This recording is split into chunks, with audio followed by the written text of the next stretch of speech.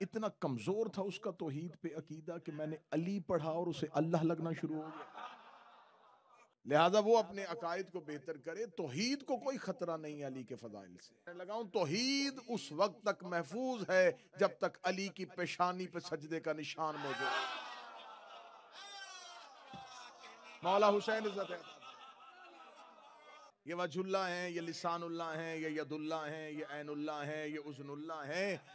अगर आपको ये अल्फाज सुन के तकलीफ होती है तो मुझे इस मिंबर के जरिए जो अहबाब बैठे हैं उनके अकीदों पे मुझे कोई शक नहीं है, लेकिन इस मजलिस को बहुत जगहों पे, इन जश्न को, इन मजालिस को बहुत सुना जाता है, तो मैं इस हवाले से आपकी तर्जमानी करते हुए किसी और से मुखातब होकर जुमला कहने लगा।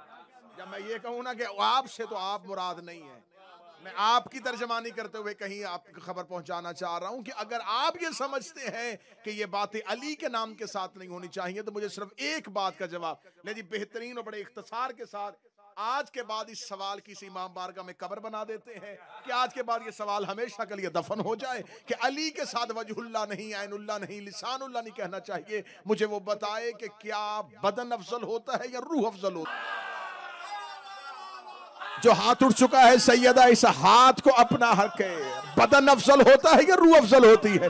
चेहरा अफजल होता है या रूह अफजल होती है? हाथ अफजल होता है या रूह अफजल होती है? अगर रूह अफजल होती डूब के मर जा। ईसा को रूह अल्लाह मान लेता है, अली को वजहुल्लाह क्यों नहीं मानता? अगर ईसा रूह अल्लाह है तो मुझे बताओ, ईसा अली का मौला है या अली ईसा का मौला? जिसके आखिरी बेटे का मुक्तदी रूह अल्लाह हो, उसका हक बनता है कि उसे वजहुल्लाह कहा जाए। तो लिहाजा मेरे मौला का मैंने लफ्ज कहा था, दूसरा जुमला मैंने कहा था कि अमीर अल मोमिनीन का आखिरी नबी के साथ फिर जमीन पर उतरना। आप क्या समझते हैं कि 13 रजब को ही पहली बार जमीन पे आए? अगर अली 13 रजब को पहली बार जमीन पे आए हैं तो नूह का सफीना पार किसने करवाया था? इब्राहिम को नारे नमरूद से किसने बचाया? मेरे पास रसूल की हदीस बतौर रेफरेंस मौजूद है। रसूल ने फरमाया, अली तूने हर नबी की मदद छुप के मेरी जाहरन की। तो इसका मतलब है कि अमीर अल मोमिनीन का आखिरी नबी के साथ जमीन पर उतरना। और यहाँ पर भी आके कुछ चीजें जन्म ले लेती हैं जब जश्न की रातें आती हैं कि इनके नाम के साथ ज़हूर कहा जाए, मौलूद कहा जाए, नजूल कहा जाए। इसमें बहस सोशल मीडिया पे बड़ी होनी शुरू हो जाती है, नहीं विलादत होनी चाहिए या नजूल होना चाहिए। इनमें से एक लफ्ज भी इनके साथ जचता ही नहीं। अगर ये 13 रजब को आए तो रजब तो चांद की तारीख है, चांद ना था और ये थे। महीने बनते हैं साल से, साल बनते हैं सूरज से, सूरज ना था और ये थे। तो फिर ये 3 शबान, 13 रजब, 15 रमजान, 17 रबीउल अव्वल, ये हमें बताने के लिए माजी, हाल, मुस्तकबिल, पास्ट, प्रेजेंट, फ्यूचर, ये सारी जमाने की किस्में हैं। ये जमाने में है ही नहीं। मुझे आखिरी बंदे से दाद चाहिए, अगर ये जमाने में होते, ये इमाम जमाना ना होते। अली काबा को किबला करता है। मैंने काबा कह के बहुत बड़ी बात की है, अली तो तेरे मेरे जैसों को भी किबला कर देता है। काबा तो बहुत दूर की बात है, अली तो हम जैसों को किबला कर देता है। किबला तशरीफ लाएं, किबला आए, किबला आए। आप हर किसी को आप भी किबला ना कहा करें।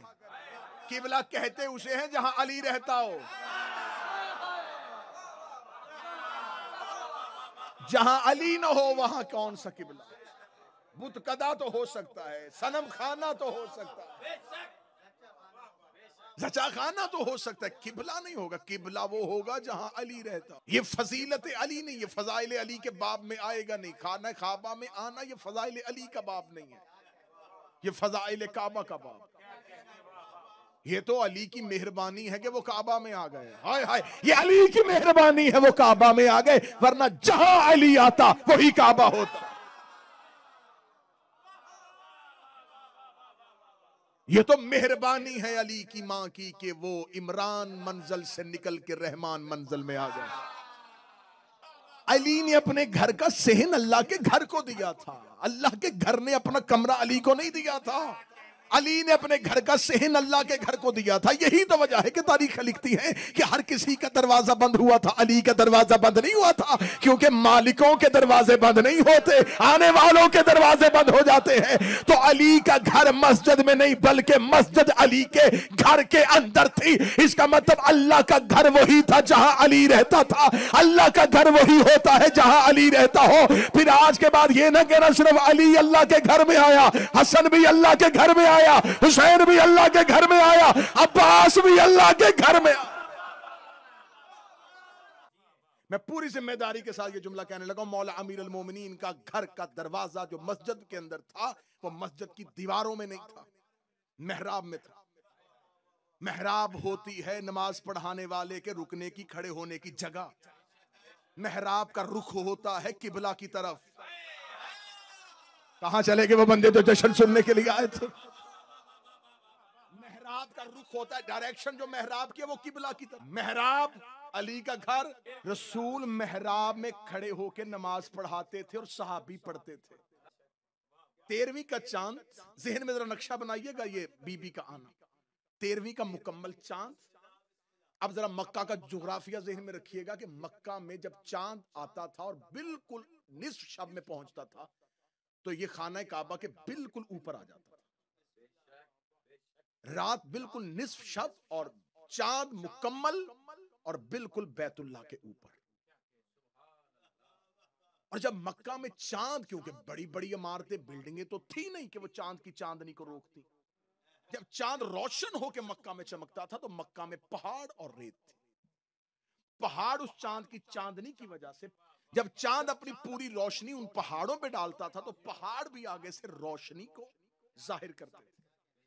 रेत के जर्रे आग की तरह चमकना शुरू हो जाते थे। यूं खुदा ने ये चांद को ऐसा बेहतरीन लाइट का बंदोबस्त किया कि बैतुल्लाह के बिल्कुल ऊपर चांद पहुंच गया।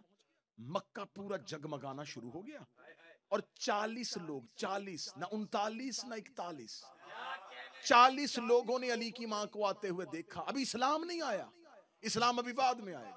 जब इस्लाम बाद में आएगा फिर इस्लाम अपना निसाब देगा, फिर अपना आइन बनाएगा। उस कानून में होगा कि शहादत के लिए 40 लोग चाहिए।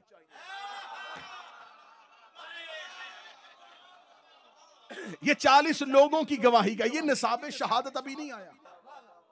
अभी उन 40 लोगों ने एक दूसरे को हैरत में देखा, ये साया किस तरह का, या वो साया चलता हुआ रुकने यमानी के करीब रुका।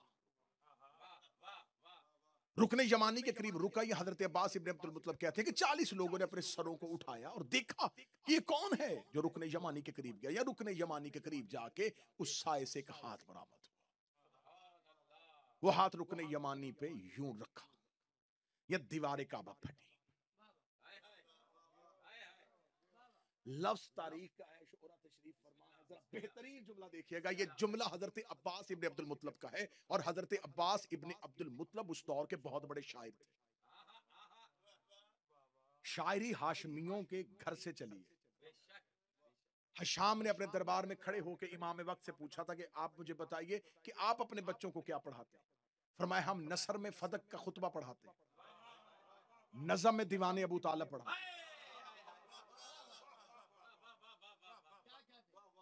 तो हजरत अब्बास इब्न अब्दुल मुत्तलिब ने कितना खूबसूरत यहां पर लफ्ज इस्तेमाल किया। वो कहते हैं कि जो ही वो साये ने यूं दीवार काबा पे हाथ रखा, दीवार फटी। वो मस्तूर ने काबा के अंदर ऐसे पांव रखा जैसे शाह सवार रकाब पे पांव रखता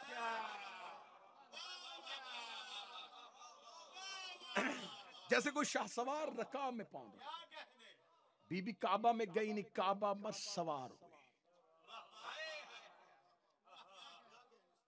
यूं ही ये शहजादी काबा के अंदर गई और दीवार दोबारा मिल गई। बीबी चली गई काबा के अंदर। अब मैंने यहां से जश्न शुरू किया था कि ये फजाइल काबा है।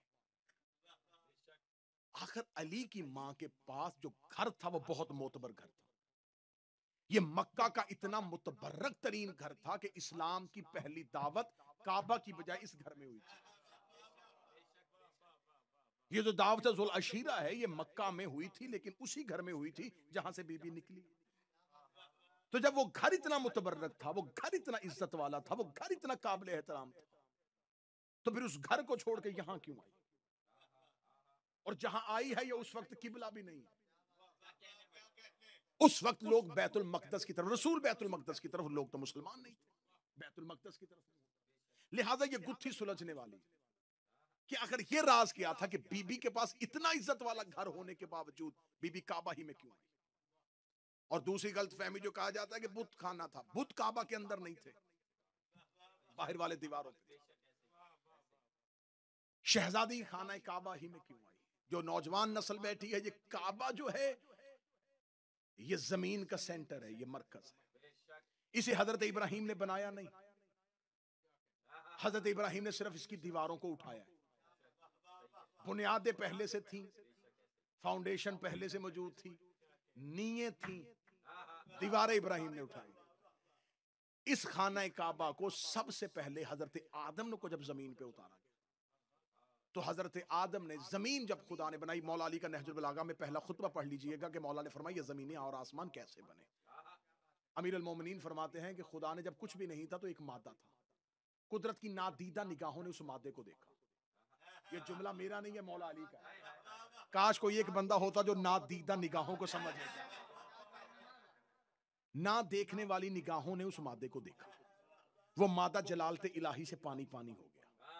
जब वो पानी पानी हो गया तो वो पानियों से जमीनें बनाता गया और उसके उड़ते हुए बुखारा से आसमान बनाता गया। जमीन पे जो पहली बार, ये जिस जमीन पे हम बैठे हैं, ये जमीन नहीं, ये बिल्कुल पानी था। जब हजरत आदम को जमीन पर उतारा गया तो हजरत आदम जब जमीन पर पहुंचे तो ये बिल्कुल एक पानी की तह थी। हजरत आदम ने कहा मेरे मालिक मैं इस पे चलूंगा कैसे, रुकूंगा कैसे? खुदा ने फरमाया मैं तुझे एक इस्म तलावत करने के लिए दे, उस इस्म को पढ़ और पानी पे चल। हजरत आदम ने वो इस्म पढ़ा और पानी पे पांव रखा और पानी ठहर गया और जमीन की शक्ल इख्तियार कर ली। हजरत आदम उस इस्म के जरिए पानी पे चले। यहां पर मुझे एक वाकया याद आ गया कि मौला अली के फजाइल के बाब में कि मौला अमीर अल मोमिनीन एक दफा एक नदी के किनारे चल रहे थे, या उसी नदी के किनारे एक राहिब आ गया। उसने राहिबों वाला लिबास पहना हुआ था। मौला अमीर अल मोमिनीन को देखा, वो ये नहीं जानता था कि ये अली है। उसने नदी में जाके पानी पे पांव रखा और चलना शुरू कर दिया। चलते हुए जब आधी नदी गुजर गया तो उसने कहा कि वो जो शख्स पीछे खड़ा है वो यकीनन हैरान होगा कि कौन है जो पानी में। उसने यूं मुड़ के देखा तो अभी थोड़ी देर पहले जब उसने पानी पे पांव रखा था तो कोई यहां खड़ा था।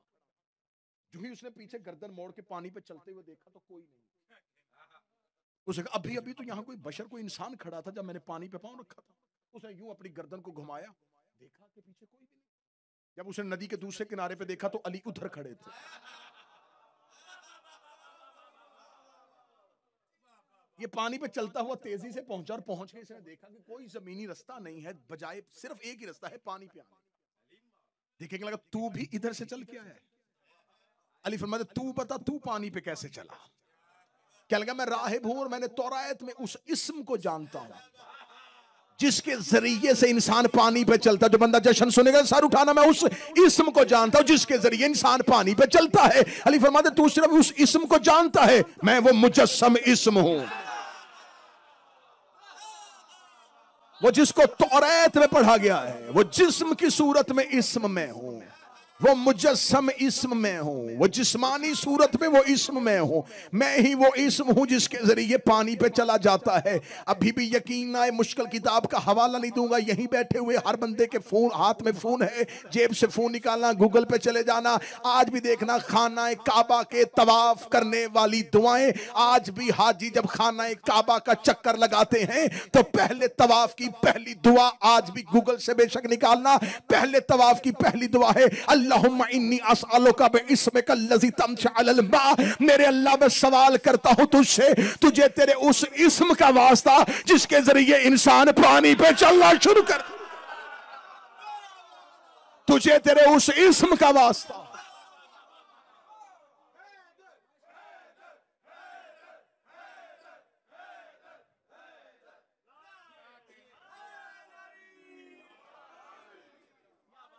जिसके जरिए इंसान पानी पे चलता है। तो जब हजरत आदम जमीन पे उतरे तो हजरत आदम ने पानी पे पांव रखा और जमीन बन गई, जमीन ठहर। खुदा ने फरमाया आदम वहां पर पहुंच, क्योंकि हजरत आदम को कहीं उतारा था, हव्वा को कहीं उतारा था। जहां हव्वा को उतारा था उस जगह को आज भी जद्दा कहते हैं। जद्दा अरबी जुबान में कहते दाद। खुदा ने फरमाया वहां पहुंच। जब वहां पहुंचा, कहां? फरमाया जहां से मैंने पहली बार पानी निकाला था, जहां से जमीन वजूद में आई थी। मरकज में पहुंच। हजरत आदम मरकज में पहुंचे और फरमाया ये है वो मरकज जो जमीन का मरकज है, यहीं पर रुक जा, यहीं पर रुक के पहला सजदा कर। हजरत आदम वो जिसे अर्श पे सजदा करवाया गया था, उसने अर्श पे एक भी सजदा नहीं किया था। उसने जमीन पे आके जो पहला सजदा किया वो वही जगह है जहां आज काबा है। खुदा ने कहा यहां सजदा कर। आदम के सजदे की वजह से वो काबा नहीं बना। खुदा ने कहा यहां पहुंच और यहां सजदा कर। मेरे मालिक यहां सजदा क्यों, वहां क्यों नहीं, यहां क्यों नहीं? फरमाया यहां सजदा कर, यही वो राज है। आदम यहां पर एक खैमा लगा, हजरत आदम ने खैमा नस्ब कर दिया। बड़ी लंबी कहानियां, बड़ी मुख्तसर कर रहा हूं जनाब। नूह का दौर आया, खैमा था। नूह के दौर में तूफान आया, खैमा मौजूद था। अंबिया गुजरते गए, यही खैमा मौजूद रहा। हर दौर के नबी ने आके इस जगह पे सजदा किया। जब हजरत इब्राहिम आए, खुदा ने इब्राहिम से इम्तिहान और वादा लिया। इब्राहिम, एक तो काम है तेरा तबलीग, वो है उम्मत के लिए। इब्राहिम, वो तेरा हक है क्योंकि तुझे मैंने मनसब दिया है, तेरा मनसबी हक है कि तू इंसानों को तबलीग कर। मैं तुझे नबी के अलावा दो ओहदे देने लगा, खलील और इमाम। दोस्त बना लूंगा तुझे अपना। मैं हर नबी को दोस्त नहीं बनाता। बदन कांपते हैं नबियों को मेरे सामने आते हुए, थर थर कांपते हैं अंबिया मेरे सामने मुसल्ले पे आते हुए। जा, मैं तुझे इतना एजाज देने लगा, मैं तुझे दोस्त बनाऊंगा, इमाम बना दूंगा इंसानों को। अच्छा इब्राहिम, चल और सुन, नबूवत भी तेरी नस्ल में रख दूंगा। अच्छा और सुन, इमामत तेरी जुर्रियत में रहेगी। अब क़यामत तक के लिए नबी सिर्फ तेरी ही नस्ल में रहेंगे। चल तेरे दोनों बेटे नबी बना दूंगा। चल इब्राहिम, एक और एहसान सुन ले, दरूद भी तुझ पे पढ़ दूंगा। क़यामत तक के लिए आदम पे, नूह पे, अदरीस पे दरूद नहीं होगा, दरूद पे तुझ पे, तेरी आल पे। इब्राहिम ने कहा इतने एहसान किस बात पे? खुल्लत, इमामत, जुर्रियत में नबूवत, बेटों को नबी बना रहा है, दरूद मुझ पे पढ़ रहा है, सब कुछ मुझसे क्यों करवा रहा है? सिर्फ तबलीग के लिए। फरमाया ना ना, तबलीग छोड़, एक काम कर। मेरे मालिक, वो क्या काम करूं? फरमाया अहदना इला इब्राहिम व इस्माइल, हमने अहद ले लिया था इब्राहिम और इस्माइल दोनों से, तुम दोनों बाप बेटा एक वादा करो, वादा करो, वादा। जाओ जाके किबला तशरीफ फरमाए, शरीयत मोहम्मदी में देखो कि शरीयत मोहम्मद में अहद तोड़ने का कफारा क्या। वादा करो तो वादा तोड़ना, बात समझते हैं कि वादा बस ठीक है किया था तो बस टूट गया, नहीं। मजहब जाफरिया में वादा तोड़ने का कफारा है। आप वादा करें तो फिर अगर अहद तोड़ा तो अहद तोड़ने का आपको कफारा देना पड़ेगा। जहां उम्मत पे अहद तोड़ने का कफारा, वहां नबी पे क्या होगा? मैंने आयत कुरान पढ़ी है, इब्राहिम और इस्माइल, हमने अहद लिया था, वादा लिया था इब्राहिम और इस्माइल से, दोनों वादा करो, इतने अनाम बगैर किसी शर्त के तुम्हें दे दूंगा, एक वादा करो। मेरे मालिक हुक्म कर, वादा किस चीज का? तू हुक्म करेगा? फरमाया नहीं, वादा करो। क्या वादा? इन्ना तहरा बैती, तुम दोनों ने मेरे घर को पाक रखना है। मैं तो जश्न के इख्तिताम पे आ गया। इन्ना तहरा बैती, तुम दोनों ने मेरे घर को, बैती मेरा घर। उलमा तशरीफ फरमा है किबला जफर अब्बास मौलाना, हमारे बड़े बुजुर्ग, मेरे बहुत पुराने मेहरबान तशरीफ फरमाए। ये बात जहन में रखिएगा कि अरबी जुबान में हर घर को बैत नहीं कहते। एक घर बनाया, उसकी कंस्ट्रक्शन हो रही थी और कोई भी वहां पर जाके नहीं रहा और वो खाली है, उसे अरबी जुबान में बैत नहीं, उसे दार कहेंगे। जहां जाके मालिक कम अज कम 3 दिन रहे उसे बैत कहते हैं।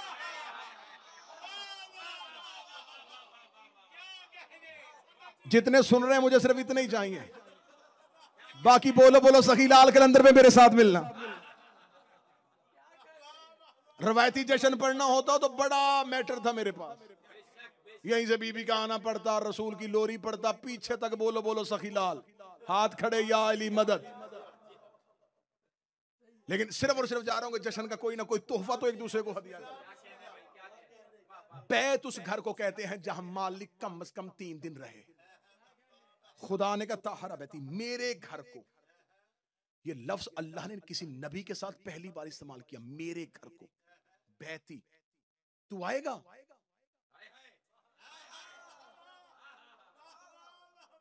ये तेरा घर है। हाँ ये मेरा घर है, उठाओ इसकी दीवारें और ताहर, इसे पाक रखना। मेरे घर को तुम पाक रखना। बैती मेरे घर को, बैती मेरे घर को। बैत में और अहले बैत में बड़ा फर्क होता है। धीमे लहजे में ऊंची बात करने लगा हूं। बैत में और अहले बैत में इतना फर्क है कि जहां बैत का लफ्ज है फरमाया ताहरा बैती, तुम मेरे घर को पाक करो। जब अहले बैत है फरमाया युताहरकुम ततहीरा, तुम्हें मैं पाक रखूंगा। बैती के लिए 2 नबियों की ड्यूटी, अहले बैत के लिए अल्लाह की ड्यूटी।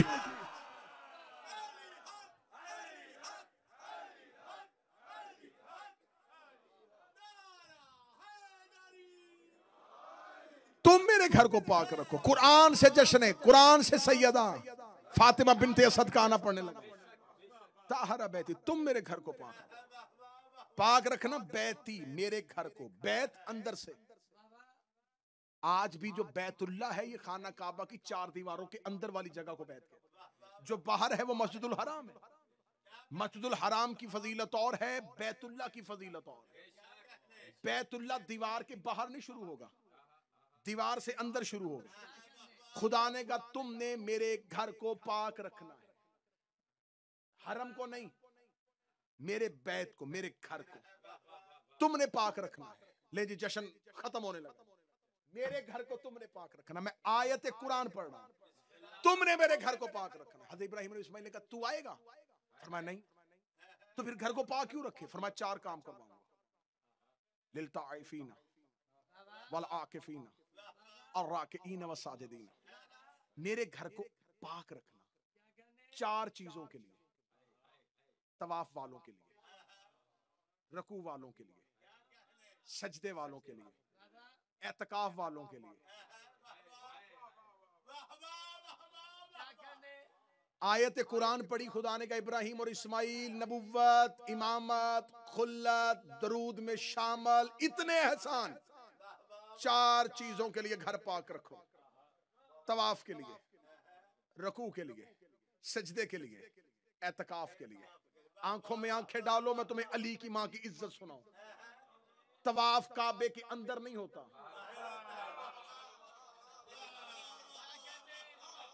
काबे के बाहर होता है। खुदा ने ये नहीं कहा था बाहर से पाक रखो, अंदर से पाक रखना। बैती मेरे घर को पाक। तवाफ अंदर नहीं बाहर है, रुकू अंदर नहीं बाहर है, सिजदा अंदर नहीं बाहर है, एतकाफ बाहर नहीं अंदर है। इसका मतलब 3 चीजें अल्लाह ने अजाफी इस्तेमाल की। असल पाक करवाया था एतकाफ के लिए, इसे पाक रखना, यहां एतकाफ होना है। एतकाफ कहते हैं मोतकफ हो जाना, मखलूक से कट जाना, अल्लाह से जुड़ जाना। आज भी बंदे मस्जिदों में एतकाफ करते हैं, घरों से नाता तोड़ देते हैं, अल्लाह से जोड़ लेते हैं, बिजनेस खत्म कर देते हैं, अल्लाह से ताल्लुक जोड़ लेते हैं। जाओ जाके उलमा से पूछना ये एतकाफ का दुरानिया कितना है। अहले सुन्नत कहते कम से कम 3 दिन, ज्यादा से ज्यादा 10 दिन। खुदा ने कहा मेरे घर में एतकाफ होना है।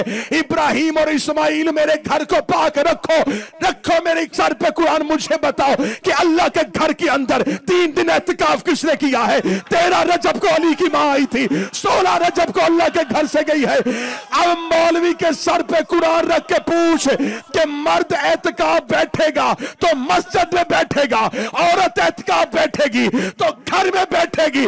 अली की मां अल्लाह के घर में बैठी। अब बता अल्लाह का घर समझ के बैठी थी या अली का घर समझ?